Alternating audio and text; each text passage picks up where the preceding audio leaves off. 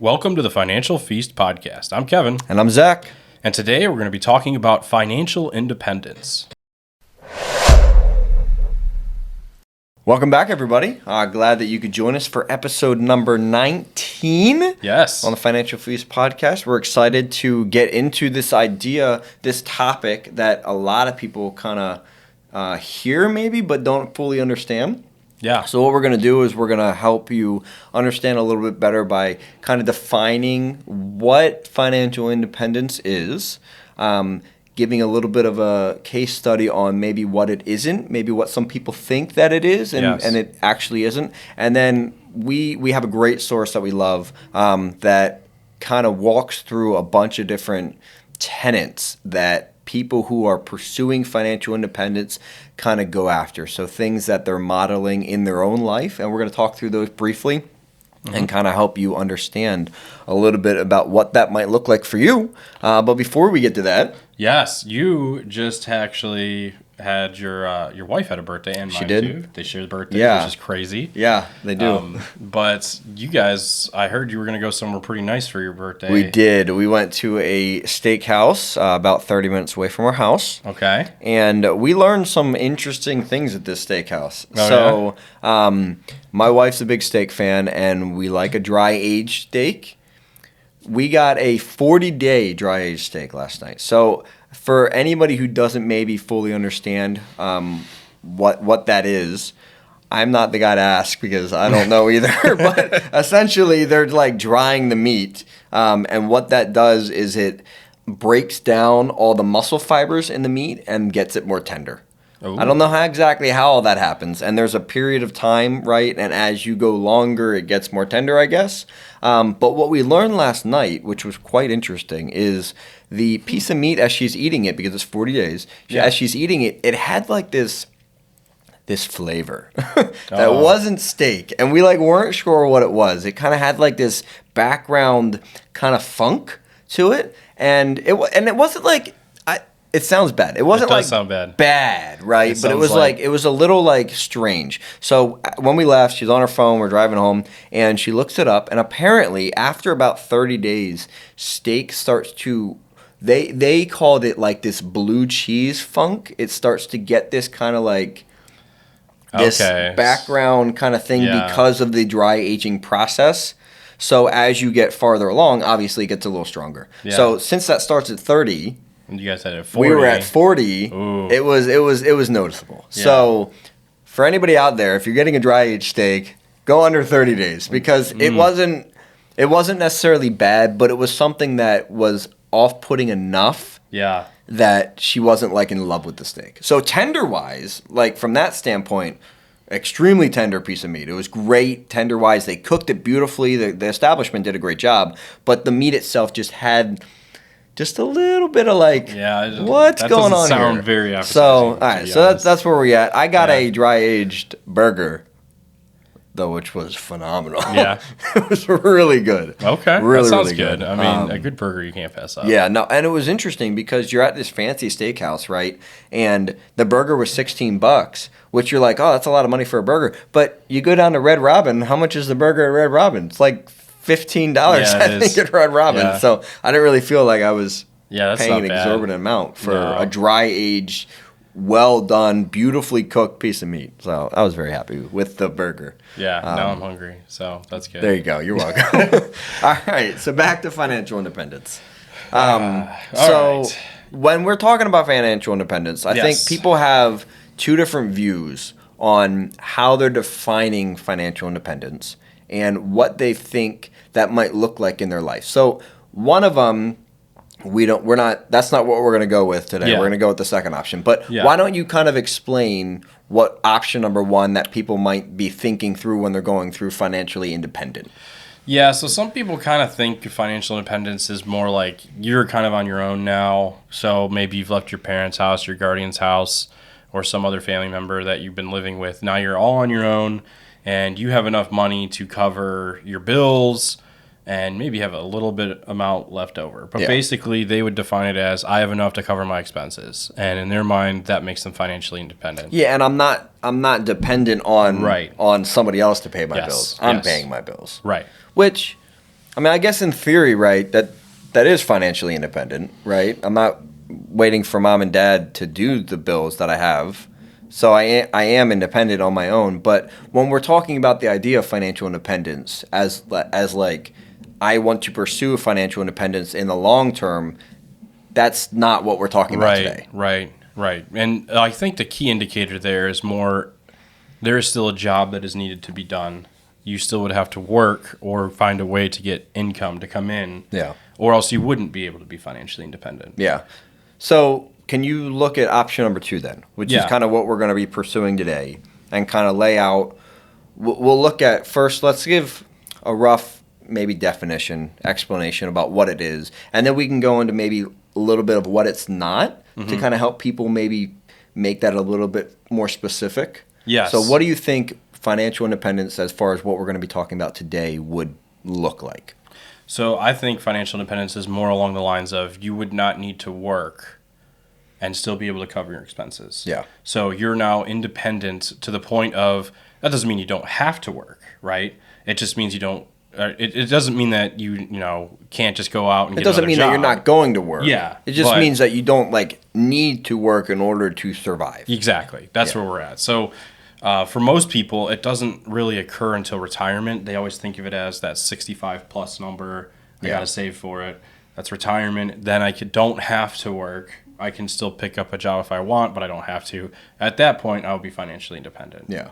And that's where a lot of people have that definition of financial independence. Yeah, and the reason that we can maybe bump that number up is for a lot of people when they're pursuing this financial independence, right? When we think of earning an income, we think of going to jobs, working 9 to 5, right? Getting a paycheck weekly, biweekly, whatever that looks like, right? And that's what's paying our bills, and that's what we're putting towards savings, and that's what's going to give us financial independence at insert age when we retire. Yeah. Right? But for a lot of people, they're able to build up streams of passive income that they now, when they hit 45 years old, the streams of passive income, whether that be rental properties, whether that be other business ventures, whether that be selling things online, whatever it is able to bring them in enough money that they can now stop their 9 to 5 job. Yeah. And that's able to cover their expenses. So then they're retired, right, in the common sense of not going to a job anymore, but they can still do things. They can still work. They can still go get a job because they want to bring in more money, or it's fulfilling.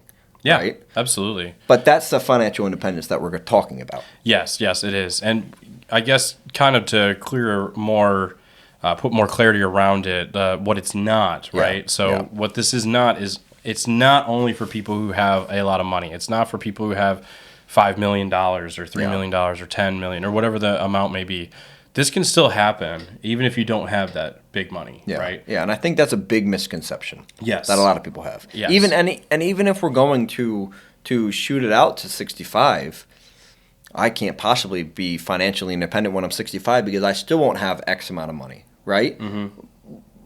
You don't necessarily need $5 million to retire at any age, really, depending on what your lifestyle is and what your expenses are, right? Yeah. So you don't have to be quote unquote wealthy in order to be financially independent. Correct.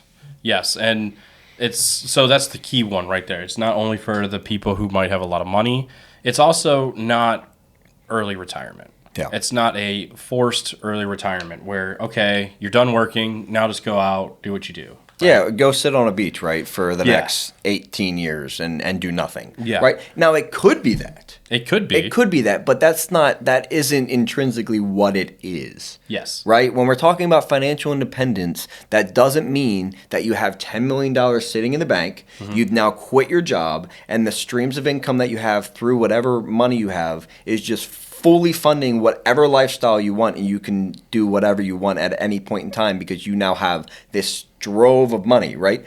Financial independence could be, well, I have streams of money coming in so I can still pay my bills. Yeah. I'm still going to work because I want to be working. I enjoy the community that I'm building. Yeah. I enjoy achieving things in my own personal life, right? I have my own job that I'm doing. I enjoy having podcast episodes and I can do things like this, right? But I don't necessarily need them. Right. So that's that financial independence. So when we're projecting out to financial independence, right, there's a lot of things that people work in their own life as far as I need to achieve this, I need to hit kind of these bumps in my life, I need to kind of tick these things off in order to fully achieve that. Yeah. And I think what it is so in order to achieve financial independence, I think the key that we also have to know is that it's different for everybody first. It is. Right? It is, for sure. Yeah. So your financial independent, maybe money amount or whatever might make sense for you might not be the same for me. Yeah. And knowing that going into it so that when we're telling you kind of how to do this is going to be different for you than for us. But just having these guidelines and things that you can do is helpful. Yeah, yeah. And when we're talking about financially independent also, I think it's just important to realize that this is something that hopefully once you become financially independent, this is a lifelong thing. It is. This isn't like, oh, I This is hit a financial marathon. independence, right? And now I'm going to do it for a month and then I need to go back to my work and get a job again. Like it's a big planning process, right? There's a lot of work that needs to go into being fully financially prepared for the rest of your life, ideally. Yeah. So I guess let's just go ahead and get into kind of how to do this, right? Yeah. So let's kind of build this out. And what we'll probably do here is we're just going to kind of touch on these on this podcast here. We're going to kind of break them down a little bit, but we're probably going to do some podcasts on each of these and kind of go deeper. Yeah. Because you can go pretty deep on these. Yeah. And there's a lot to know. So right now, this is kind of just an exposure, kind of realize kind of what there is out there that you can do and kind of get started if something you're interested in. Yeah. And so before we get into this, we got a lot of this information from an organization called chooseFI. And they started in 2017, and they've really been at the forefront of kind of explaining and building a community around what it looks like to be financially independent. Mm-hmm. And they've come up with a list of pillars that for them they found over their research and over their communication with a lot of people who are kind of pursuing this financial independence in their own life.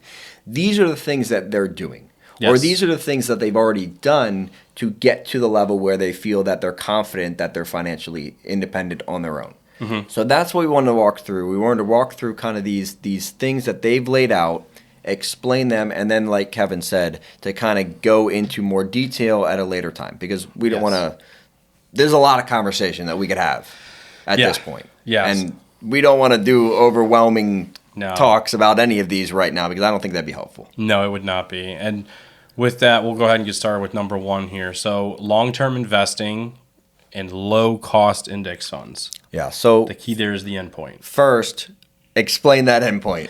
Yeah. Low-cost index funds. So we're looking at management fees and different fees that are associated with a mutual fund or index funds. And with that, you could be spending a management fee of 0.5%, 1%, 2%, and even higher, depending on where you're at, that you don't necessarily have to be doing. And the long-term investing portion, backing up even before that, is we're not just doing small stocks to get quick gains here. This is you're in it for the long haul. You're getting into the index funds. You're looking at more index mutual funds that perform long-term really well, right? So you're looking at those, and you're making sure that there's no load fees on it when you get in. So that means you don't have to put in so much to get in, and it doesn't take some of that percentage. Yeah. And you also don't want to have a big management percentage on it either. Yeah. And they are out there. Yeah. They are. And we talked about this in a previous episode. I don't remember which number off the top of my head, but we talked about this earlier where you can do these low index funds on your own and you can hire somebody. Yes. So this isn't like I need to hire somebody only to do this. Really, a lot of people who are doing this financial independence are doing it on their own. Yes. And they're finding great sources, which we can go into more in an episode where we're really locking into this topic alone. Mm-hmm. They're finding great options where they're getting into this. So for you, I think this really locks into when you're talking to your clients about kind of what their retirement looks like down the road. I think we're really focusing on let's have low cost. Yes. And let's do it for a long time. Yes. 2 keys right there. Yeah. Low cost, long time. Yeah. So that's number one. That's number one. Second one, affordable housing.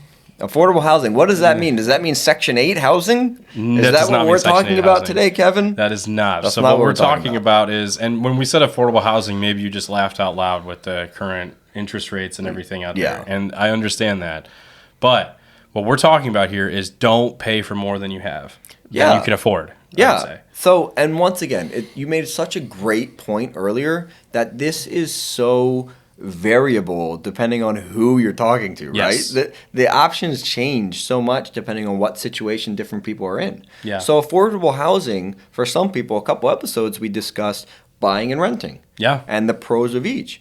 With the interest rates being so astronomically high right now, right? Affordable housing for a lot of people might look like renting for the next year. Yeah, and that might counts. be the smartest decision that you need to do right now as far as long-term what's going to be the best for my financial situation. So kind of thinking through those options and not just jumping into something because you heard one person say, well, you need to buy a house and that's the best thing. Yeah. If the market is a bad situation for you right now, or a job situation isn't conducive to you buying a house, right? Don't do it. Yeah. I mean, that's just goofy. And we can, once again, we're going to go into this more. We can discuss maybe what affordable housing is and kind of help you understand the math on how to figure out what that looks like in your specific situation. Yeah. We'll go into more of the percentages and all of that. But just be aware, affordable housing, something to be very in tune with there. So the next one would be car ownership. And this is kind of a big one for a lot of people. This is. Yeah. So when we're talking about people who are really locked in, remember this list comes from a community who is locked into this idea of financial independence. And they found the trends overall for people who are achieving this financial independence, most of them at an earlier age, are doing these things. And a lot of them, when we're talking about car ownership, they're not buying new cars. No. And why is that? Because historically, a car loses about $2,700 the minute you drive it off the lot. Immediately. Yes. Right? Immediately. It's a huge percentage of the value of the car. Yeah. Right away. Right away. The minute you drive it off, if you were to turn around and go right back in and try and sell it, you would not get what you just paid for it. Yeah. Immediately. Yeah. And it only goes down from there. Yeah, and why is that? Is that because something happened to the car? No, right? It's just because it's great marketing from the car company. So I mean, it's unfortunately it has a lot to do with that, and also just because now it's harder to sell because someone has owned it before. So you go through all this stuff, but all in all. And I know that buying used is now harder to do because we had the chip shortage and all of that. And the cost has certainly gone up. It's true. And there's arguments now for, is this something that I should still consider? And for right now, we would say yes, you should still consider buying used. Even with the chip shortage and even with prices being maybe a little bit different, it's still cheaper to buy a used car. Yeah. And most of them, like, you can find good deals still. You just have to look a little harder, unfortunately. Yeah. Well, and honestly, even the flip side of this, right, is the car choice that you're going with, right? Do I need a Mercedes-Benz? I may feel like I need a Mercedes-Benz, right? I really want that AMG in my life because it would make me very happy. Yeah. But a Corolla's going to do the exact same job. Oh, yeah. In reality, right? Because what's the point of a car? Is to get me from point 1 to point A and to be able to fit people in it and stuff in it. Yeah. And a cheaper used car is going to do the exact same thing as a newer used car, right? Or that didn't really make sense. A cheaper used car is going to do the same thing as a brand new car. Yes. Right? And a less expensive car, in theory, is going to do the exact same thing as a expensive car. Yeah. For most of what I needed to do. Yes. So depending on what you in your life need, making a better decision on which type of car you own and then getting a used car rather than a new car makes a lot of sense. And once again, we can go into a lot more detail on that. Yeah. But that's just that mindset on if I want to be financially independent, there's some sacrifices I may need to make in my life as far as my wants. Or my wants, not my needs. Yeah, your wants, yeah.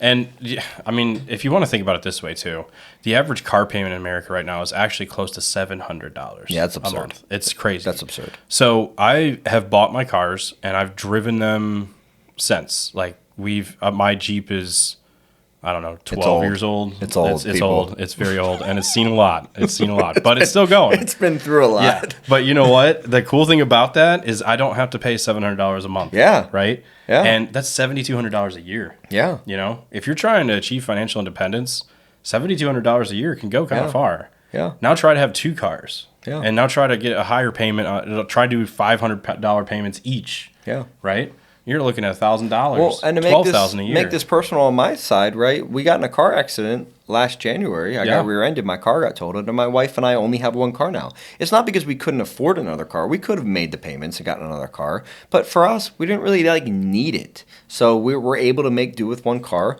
and we're saving money on insurance. We're saving money up front on a car. We're saving money on maintenance on a car. I mean, it just made a lot of sense. And that wasn't something that we necessarily thought about until I got in a car accident. But we reevaluated things and we made that decision, and we're actually saving money now. Yeah, and it really does go far. It does. It's more than just the car payment that you save. You save on a lot of other things. And that car payment can actually be put aside for repairs if something does come up. But it's still going to be cheaper than to have a new car and also have repairs. Even if there's a warranty, all that stuff. We can go into that on another episode, though. Yeah. But food. Here's another big one. Food, love food. Yes. I love food. And this is honestly, a lot of this comes down to your priorities. I think this is probably where my wife and I struggle the most. Yeah. Because for us, food is a priority, right? I enjoy food. It makes me happy. I want to get nicer things. I want to go out to dinner for my birthday and not feel bad spending $150, right? If we want to do that. Is that financially wise? Probably not. Let's be honest. It's probably not the best decision for 2 of us to spend, a lot of money at dinner. But if we do it occasionally, it makes me happy. I want to do it. Where we're talking about food spending, right, is there's a lot of math, and we'll go into this a lot more on a specific thing. But there's a lot of math that goes into how much they want you to spend on a meal. I think the number was $2 a meal. Right, is they want you to spend $2 a meal. They want you to limit how much you're eating out because, let's be honest, it is more expensive. It's significantly more expensive to eat out. They want you to limit depending on what you're eating, right? So more protein or more vegetables, less protein because of the cost variance. So there's just a lot to think through when we're talking about food. Yes, and once again, we can go into more detail on that, but just know that, they're not just talking about living off ramen like maybe you did in college. That's true. And that would be cheap, sure, but you have that line of, do I want to live off ramen the rest of my life to be financially independent? Maybe you do. Maybe you do. Maybe that's what you want to do. And you probably shouldn't, though, because the sodium in ramen... It's not good for you. Not good. No. But we'll go into more math on that one in another episode. Tax optimization. Now, this one... This is a big one. This is number 5 right now. This is a big topic. And with taxes, there's a lot. So I guess to kind of give a top-level overview, they have tax loss harvesting that you can do. So this is if you've invested in something that has lost money.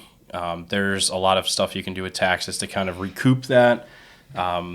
There's so much out there in taxes that people just don't know, and just having more knowledge around that is huge because you can save yourself so much money then you probably don't even know about it. So we're definitely going to be doing another episode on the tax loss harvesting, tax optimization, and making sure that people are aware of kind of what even is out there. Yeah, because there's a lot of tips and tricks that a lot of people aren't aware of that can really help them maximize their taxes and help them not only now with their taxes, but help them long term with wealth building. Mm-hmm. So I think talking through that is a big deal and something that a lot of people don't address because, frankly, a lot of people don't understand it.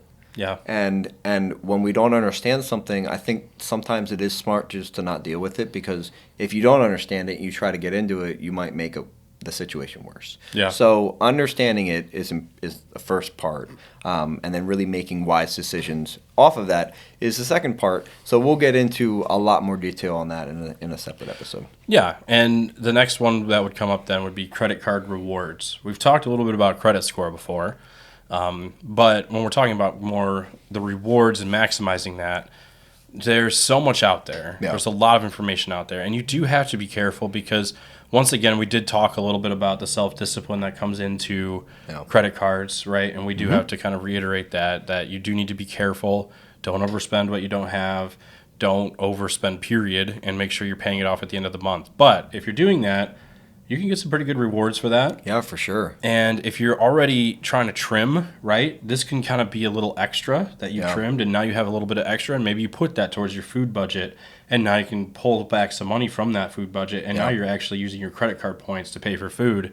And once again, this is the very like in-depth model, right? Like we're talking like these guys are involved, they're serious. Yeah. That you could fall anywhere on this matrix, right? You could be on the other end of this does not seem interesting to me. I just want to live and do what I want to do. But maybe I'll take a few of these because they do make sense and it does help me. And you could go all the way into I'm doing all of these and I know that it'll benefit. You could fall anywhere on any of these, but once again, we're just kind of telling you what they are.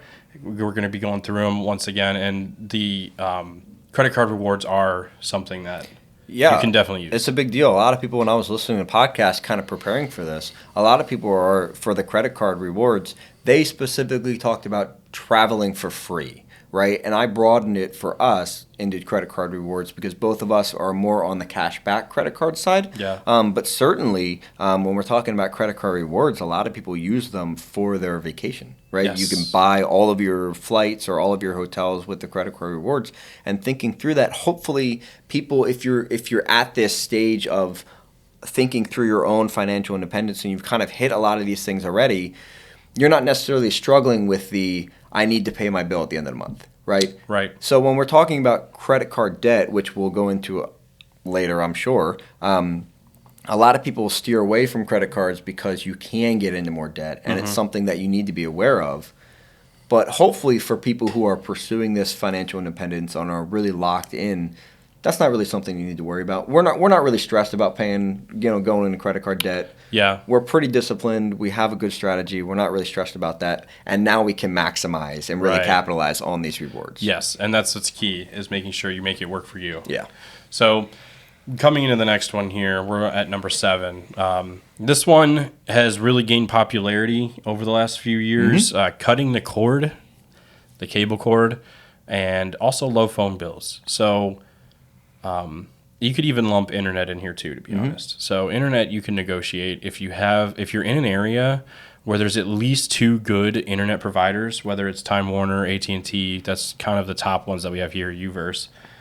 You can call them and just say, hey, look, I don't want to, not so much I don't want to pay this, but hey, is there any promotions you're running, or is there any way I can get a better rate right now? Because I really don't want to leave you guys and go somewhere else. Is there something else I can do? Yeah. And sometimes they'll work with you, and you have nothing to lose by trying. But that can save you money, right? Yeah. And then cutting the cord, I actually don't know many people anymore that are in their 30s that have cable. Yeah, no, I mean, I think the vast majority of people are really shifting to a Hulu or a Netflix or whatever else options there are out there. Yeah. So if you still do have cable out there, definitely consider cutting the cord on that and maybe getting a couple different services, try them out. They all have free trials for so long, and you can see if you like it. And then you would save so much money doing that. But I will say the majority of people I know that are probably 40 and younger, the only reason that they may have it is for sports. And now with like Hulu Live and Fubo and YouTube TV, you don't really even need it for that anyway. So so definitely consider cutting the cord. And then the phone bills, that's something else to think about. You can actually buy your phone outright versus like going to AT&T and getting a plan and, getting a phone, and now you only have to pay $25 a month, but on top of that you have to pay for your service plan and whatever else you might have. If you buy a phone outright and then just put it on there, it should be cheaper, and it's a one-time payment real quick, and you don't have to buy the latest model, just like that car we were talking about, right? Something to consider about the phone bills, though. That'll help lower it, but you also don't have to go with the big hitters like Verizon, AT&T. Shop around, get a different company, right? Go on a family plan, right? My wife and I are actually on a plan with my in-laws and my brother-in-law. A lot of people do that, right? Yeah, and we're paying less than overall as a family because it's a bigger plan. Even though there's 3 different homes, right, that are in that plan, but they allowed us to get onto a plan, and we're saving money by doing that. Yeah, absolutely. And Also, there's always promotions running, so just go look at what there is, and you might be able to save more than you thought. Yeah. One other last thing is also your car insurance. Try and just check into that every year and make sure that shopping. you do have a good Shop rate. around. Yep. Yeah. Don't just take, for really any of these things, don't just take the first initial price that you get really on anything. Yeah. So, and once again, I think I didn't say this yet. I think this is a really interesting point for people. A lot of the research that I read said for every $100 that you're able to save on any of these things, right? Mm-hmm. So if you're able to cut the cord, right, you'd be like, oh, I'm only saving $70 a month. Right, because I still have to pay for something else, right? Yeah. So the offset is only $70. You know, oh, what's $70? You know, and I saved $20 on my phone. Oh, what's $20? Right? That's almost $100. They say every $100, if you put it into a long-term investment account and you let it sit, in 20 years, that $100 turns into 60 grand. Right? It's if you're consistently doing that every single month. Yep. Right? So you'd be like, oh, what's $100? $100 could be $60,000. It could be your retirement, really. In 20 years. Yeah. So that's that's just on one thing, right? Yeah. If we save $100 on housing, and we save $100 on car ownership, and we save $100 on food, and we save $100 on, blah blah blah blah blah, insert category. Yeah. We can see why it starts to add up. Yes. Right, over time. Yeah, and we also kind of talked a little bit about compounding and cash accounts, savings. Check out that episode if you haven't already seen it or watched it. Yeah. But that compounding is so huge, and this does go right into that. Yeah, so, for sure. So right now, we're going to go to the last one here, the 4% withdrawal rate. So, yeah, which honestly, I'm sure you've gotten a little bit in recent years. There's been a little bit of variance, I think, on this 4%, and some people have shifted to different numbers. I think there's been a little bit of a push to get down to maybe 3%. Yeah. But when we're talking about 4%, this has been around for a while. Mm-hmm. Can you just explain when people say 4% withdrawal rate? What does that mean? Right? What am I talking about? 4%. Yeah. So the 4% withdrawal rate is kind of the idea of it is that you get enough money so that you can live off 4% of what you have in your future in perpetuity, investments. Right? In perpetuity. Forever. You live off that 4%. So I guess just to make it easy, say you have $1 million. That 4% would mean that you're living off of $40,000 a year, right? Yeah. And for a lot of people, they're like, I don't think I can live off $40,000 a year. Well, then 2 million would get you 80, and so on. Like what you said, all the numbers are variable, but the idea is that living off 4% would be enough historically you can live off of it forever, because that 96% extra that you're not living off of is still making the money. It's going to grow. And it's going to grow. Yeah. And that way, you're not just spending down, you're kind of breaking even, if not still gaining, which you should still be gaining historically, but there will be years where you won't. And it's a little hard to really fathom that, because when you have a down market year, it can really cause some panic if you're not someone who's very self-disciplined. You could just completely abandon everything you worked hard for. Yeah. And it can be rough. So that's why some people are going to more of a 3%, because, what's the difference between the percentage? How much does that really matter? It can matter. It makes a big difference. Yeah, depending on the compounding, once again, that 1% can be a difference. Yeah.